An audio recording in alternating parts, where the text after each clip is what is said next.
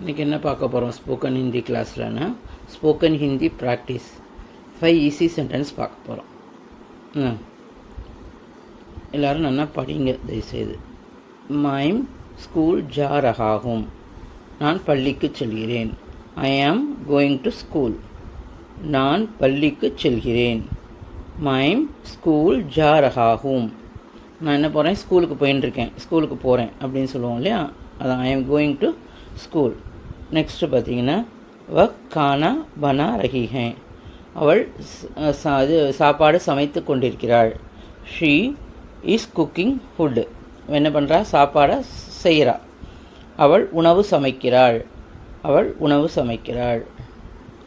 முதல்ல என்னது, school, mime school ஜா ரஹா ஹூம், வ கானா பனா ரஹி ஹே, அவள் என்ன பண்ணுறா, குக்கிங், சாப்பாடு செய்து கொண்டிருக்கிறாள். பாருங்கள், நான் திருப்பி ஒரு தடவை சொல்கிறேன், காமிக்கிறேன் பாருங்கள். ஈஸி சென்டென்ஸ் தான், உங்களுக்காக தான் நான் ஈஸியாக கண்டுபிடிச்சி ஈஸியாக நீங்கள் வந்து முதல்ல எடுத்தோடனே ஹார்டாக கற்றுக்கூடாது, ஈஸியாக கற்றுணுங்கிறதுனால நான் சின்ன சின்ன சென்டென்ஸாக உங்களுக்கு நான் சொல்லி கொடுத்துட்ருக்கேன். நல்லா படிங்க, என்ஜாய் பண்ணுங்கள். நீங்கள் படிங்க, இதெல்லாம் அன்றாடம் யூஸ் பண்ணக்கூடியதாக, ஒரு இடத்துக்கு போனால் எனக்கு பிடிக்கிறது, இந்த மாதிரி தான் நான் உங்களுக்கு சொல்லி கொடுக்குறேன். நீங்கள் அழகாக இதை வந்து திரும்ப திரும்ப ப்ராக்டிஸ் பண்ணி பார்த்துட்டே இருங்க. கண்டிப்பாக எல்லாராலையும் இங்கிலீஷ் பேசலாம், ஹிந்தி பேசலாம், இங்கிலீஷ்னு வருது, ஹிந்தி பேசலாம். அதனால் ஹிந்தியில் நீங்களும் பேசலாம். எங்கே போனாலும் எல்லா லாங்குவேஜும் தெரிஞ்சு நம்ம ஒரு இடத்துக்கு போனால் நமக்கு பெருமை இல்லையா, அது மாதிரி தான். ஓகேவா? தன்யவாத் ஸ்டூடெண்ட்ஸ்.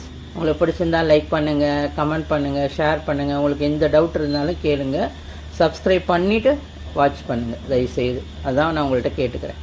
Thank you students.